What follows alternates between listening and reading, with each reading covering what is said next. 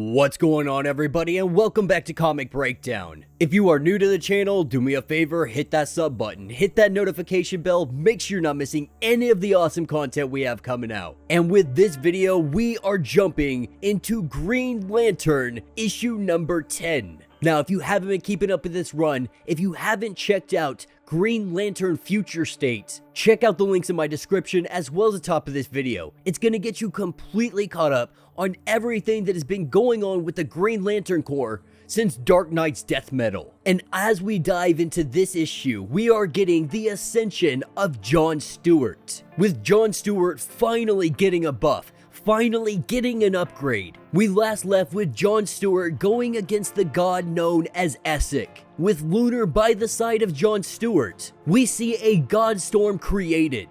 And over on Oa, we see Joe Green Lantern going against the Anti-Guardian. And you are never going to guess who shows up to help her out. Now be sure to buy the comics, support the industry, and with that being said, let's dive into this breakdown. Alright gang, so as we dive into issue number 10 of Green Lantern, we are picking up with Lord Perfect, aka John Stewart. And he finds himself on Throne World. And on this world, he finds himself as a commander, as a leader, and he is getting ready to take his forces and defend the universe. And with his vanguard standing before him, he gives a great and inspiring speech. And we learn that Essek, being a powerful god, he folded space and time to create the Dark Sector. This was a prison for their world and countless others. And he let loose the golden centuries on all of them, rounding them all up, making them mindless machines, and sacrificing all of them, all in hopes of reviving the Lightbringer.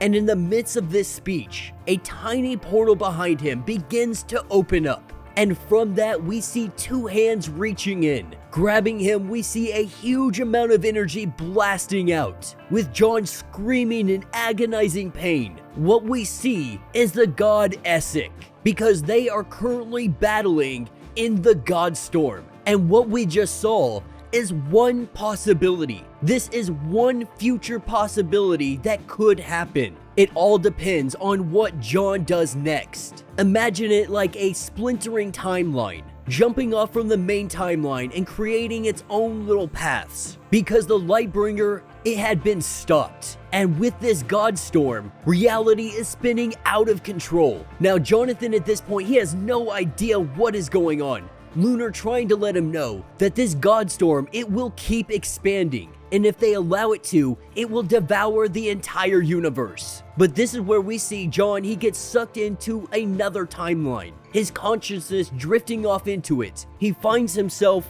with the love of his life. As he embraces her, as he embraces Kat, he remembers her being alive. He remembers when her death was. And though dead used to mean dead, it no longer means that anymore. Now that John Stewart has ascended, now that he has essentially become a god, he shows her everything. He shows her what he refers to as the Manifold. This is a place that he built himself. This is a brand new home. And he gives Kat the story of everything that has happened. About the God Storm, about Lightbringer, about the new gods. But in this situation, John Stewart, he ate the God Storm. And now he can see all of it. The structure underneath everything, inside of everything. The hyper time, it doesn't have to be just splinters. And what he is doing is refining his rescue process. With the Manifold being just the beginning, what John Stewart is doing is rescuing everybody from death.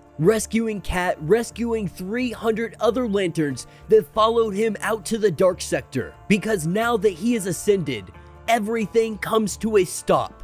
All of the death, all of the war. He can fix everything, every death, every evil being, every cosmic monster. He can stop it. But what we're seeing here is kind of a John Stewart that is losing his mind, that is caving into the power and believing he can do better than anybody else. And in doing this, we could see an evil version of John Stewart arrive. But as he comes to this realization, we see the hands of the new god coming in and grabbing him yet again, pulling him back into the main timeline, with the current battle right outside the God Storm. And Lunar lets him know, while his consciousness is still here, that John needs to choose, letting him know he has to accept this energy from the God Storm, or it will expand and destroy the entire universe. What he has to choose is his future state. John Stewart is the one that decides what future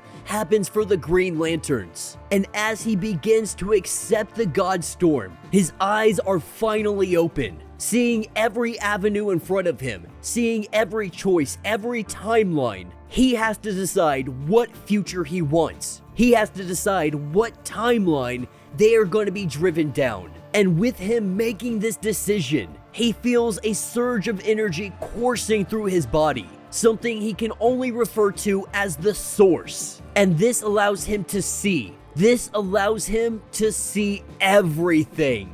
And that is when we are taken to Oa. Picking up on Oa, we have the Anti-Guardian making his attack. With what remaining warriors they have, they all head to the armory as quick as possible, trying to gear up with any weaponry they may have. We see our Green Lantern Joe suit up, and the Anti-Guardian, he has come to wipe life completely off of this planet, believing the Green Lanterns, the Guardians, they were the problems all along, and that removing them completely from the equation will solve all of the problems. It will usher in a new era for the universe. And with the Anti-Guardian letting out some hate, our Green Lantern Joe does everything she can to shield as many people as possible. And with the situation extremely dire, with all of the energy drained from every battery on every ship, no one is able to evacuate. Not only that, all of their high-tech equipment,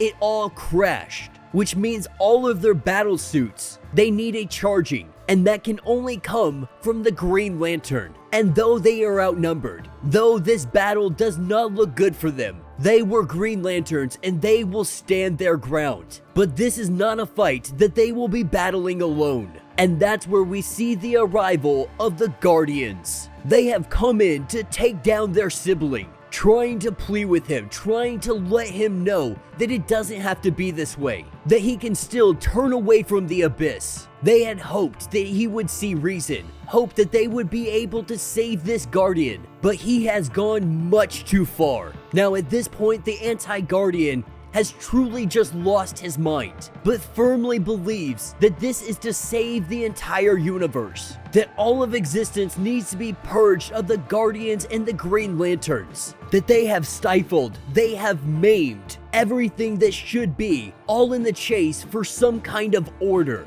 Recognizing the situation is about to get out of hand, our Green Lanterns, they all charge in, trying to help the Guardians in any way they can. Everyone letting loose everything they have on the Anti-Guardian, with our Green Lantern Joe calling in the heavy guns from the United Planets. But even with all of these forces, they are not enough for what is about to happen. And from the Anti-Guardian comes a giant blast of green energy, shooting out in every direction. Every single one of our heroes are knocked back, with all of the forces on the ground. Through Green Lantern Joe's comms, this is where she hears the voice of Hal Jordan, letting her know that she didn't check in, so he was coming to check what was going on, bringing along with him members of the Justice League. This fight is about to get real, and that will be the end of this issue. So let me know what you guys think down in the comments. We are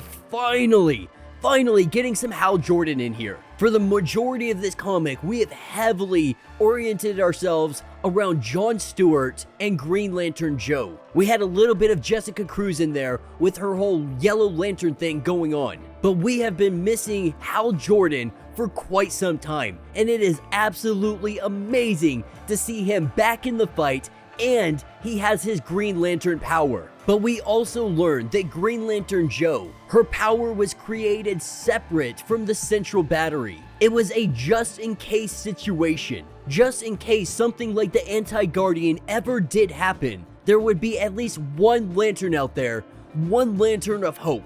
Now, we know that's not the case. We have seen Jon Stewart ascend to essentially a god. Hal Jordan has his power, our young teen lantern has her gauntlets, and Jo has her power. Now, we know Hal Jordan, he's going to come in here and he is going to lay down some haymakers. But the biggest thing that I think is going to happen is we are going to see the ascended Jon Stewart. He's going to come in here and he is going to reignite the Green Lantern Corps. I, for one, am extremely excited to see what path he chose. What direction is he going to be taking the DC universe? What future state did he settle on? Let me know your thoughts, let me know your theories. If you have not yet, do me a favor, hit that sub button, hit that notification bell, make sure you're not missing any of the awesome content we have coming out, and until the next breakdown.